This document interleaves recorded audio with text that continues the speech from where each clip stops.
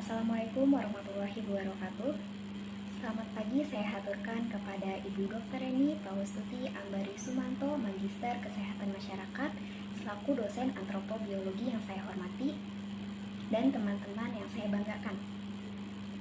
Baik, kami dari kelompok 3 akan mempresentasikan tentang materi terkait pelayanan kesehatan reproduksi terpadu.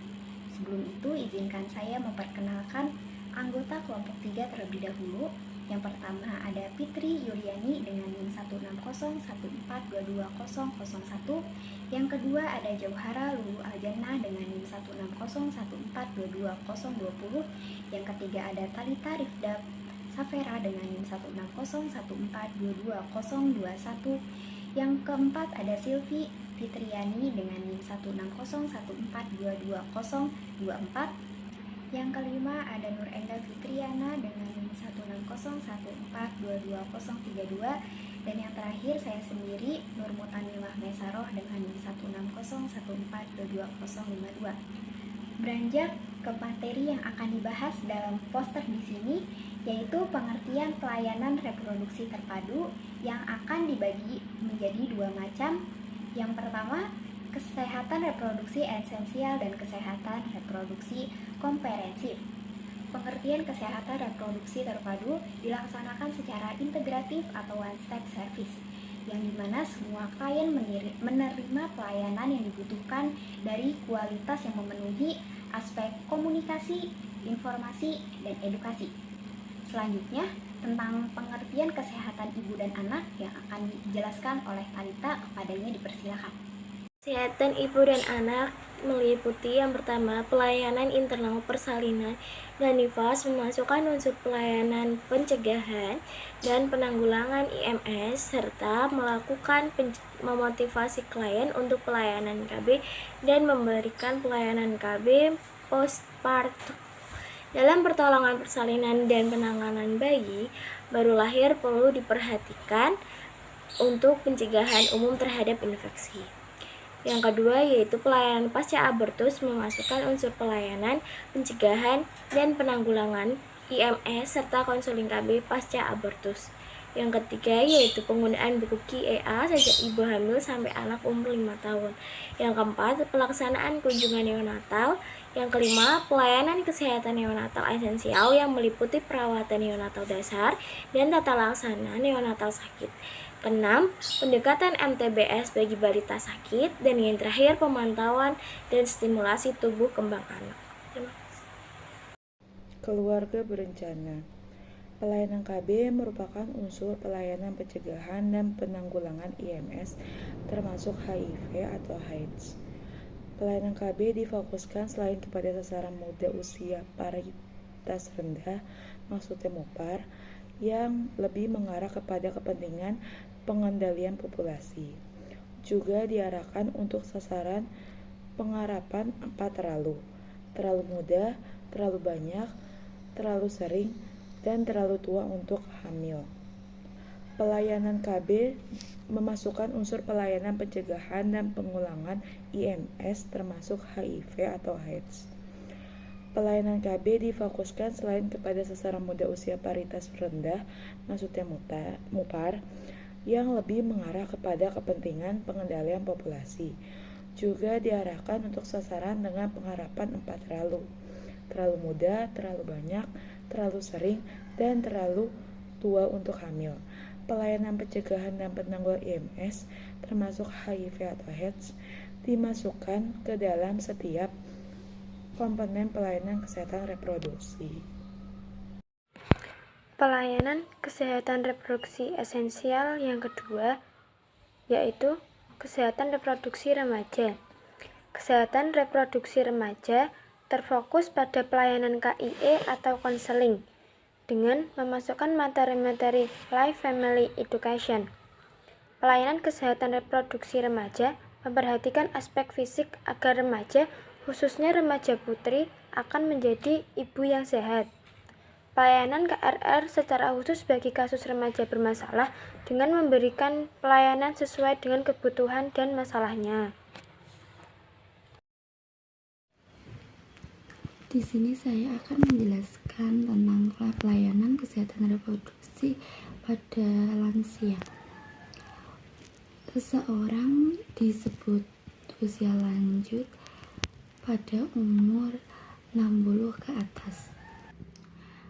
Masalah yang terjadi pada reproduksi lansia yaitu menopause dan andropause yang berkaitan dengan penurunan fungsi hormon yang berakibat pada gangguan kesehatan pada lansia.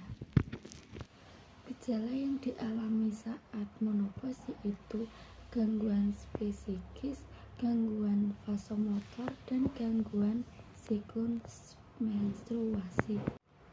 Upaya yang dapat dilakukan adalah 1. Upaya pembinaan kesehatan, 2. Upaya pelayanan kesehatan, 3.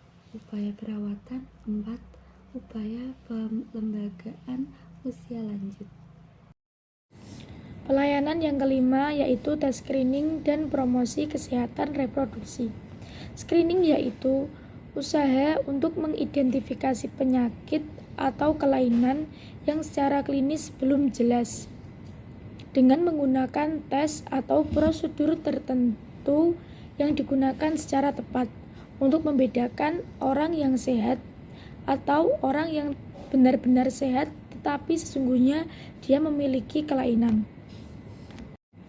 Tujuan dari tes screening adalah untuk mengurangi morbiditas dan mortalitas dari penyakit dengan pengobatan dini terhadap kasus-kasus yang ditentukan.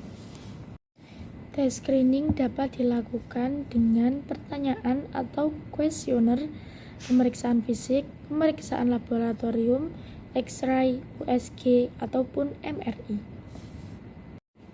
Pada masa bayi, tes screening atau pemeriksaan perkembangan anak menggunakan KPSP atau kuesioner pra-screening perkembangan adalah untuk mengetahui perkembangan anak normal atau ada yang menyimpang. Yang kedua, tes screening pada masa kanak-kanak. Pada masa kanak-kanak merupakan masa kritis di mana anak-anak membutuhkan stimulasi untuk mengembangkan otak kanan dan otak kirinya. Sehingga tes screening dapat dilakukan dengan menggunakan DDST atau Denver Developmental Screening Test sehingga bisa menilai perkembangan anak sesuai dengan usianya atau tidak. Yang ketiga, pemeriksaan tes screening pada masa pubertas. Pemeriksaan yang dapat dijalankan yaitu pemeriksaan payudara sendiri atau sadari.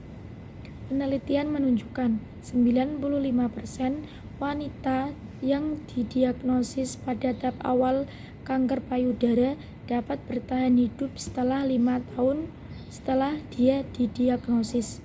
Sehingga banyak dokter yang merekomendasikan para wanita untuk menjalani tes sadari pada saat menstruasi pada hari ke-7 sampai ke-10 setelah hari pertama haid. Yang keempat, pada masa reproduksi. Bentuk screening pada masa ini bisa diawali saat ibu melakukan kunjungan awal antenatal care. Pada saat ini, bidan bisa melakukan pemeriksaan terhadap ibu dan dari hasil pemeriksaan dapat diperoleh hasil yang menentukan keadaan ibu dan janin. Dan bidan dapat melakukan screening terhadap ibu hamil yang mempunyai resiko. Yang kelima yaitu tes screening. Pap smear adalah suatu pemeriksaan sitologi untuk mengetahui adanya keganasan kanker dengan menggunakan mikroskop. Pemeriksaan pap smear ini cara terbaik untuk mencegah kanker serviks. Selanjutnya yaitu tes infeksi visual dengan asam asetat. Tujuannya adalah pemeriksaan penapisan atau screening terhadap kelainan prakanker di mulut rahim. Yang terakhir adalah tes screening pada masa menopause. Masa menopause adalah suatu masa peralihan antara masa reproduksi dengan masa senium. atau pasca menopause. Tes screening yang dapat dilakukan adalah tes screening kanker ovarium. Dari materi yang sudah dijelaskan oleh kelompok 3, dapat disimpulkan bahwa pelayanan kesehatan reproduksi terpadu yang sudah dijelaskan di awal yaitu dilaksanakan secara integratif atau one-step service yang dimana semua klien dapat menerima pelayanan yang dibutuhkan dengan memenuhi segala aspek seperti komunikasi, informasi, dan edukasi.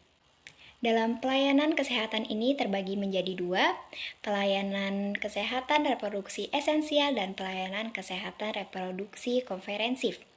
Yang pertama, pelayanan kesehatan reproduksi esensial, yaitu pelayanan yang masing-masing programnya dalam tingkatan pelayanan kesehatan dasar seperti keluarga berencana, kesehatan reproduksi remaja, pelayanan KB untuk pencegahan atau penyalahgunaan infeksi menular seksual termasuk HIV, dan yang keempat pelayanan KB untuk difokuskan kepada sasaran muda usia paritas rendah. Yang kedua tentang pelayanan kesehatan reproduksi komprehensif atau PKRK, yaitu pelayanan yang sama saja seperti pelayanan kesehatan reproduksi esensial namun ditambah pada usia lanjut. Dalam program screening dan promosi kesehatan, bisa dari masa bayi, masa kanak-kanak, masa pubertas, masa reproduksi, pap smear, dan masa klimaks atau menopause. Cukup sekian pemaparan dari kelompok 3. Apabila ada kesalahan kata, mohon dimaafkan. Kami pamit undur diri. Wabillahi taufiq wal hidayah. Wassalamualaikum warahmatullahi wabarakatuh.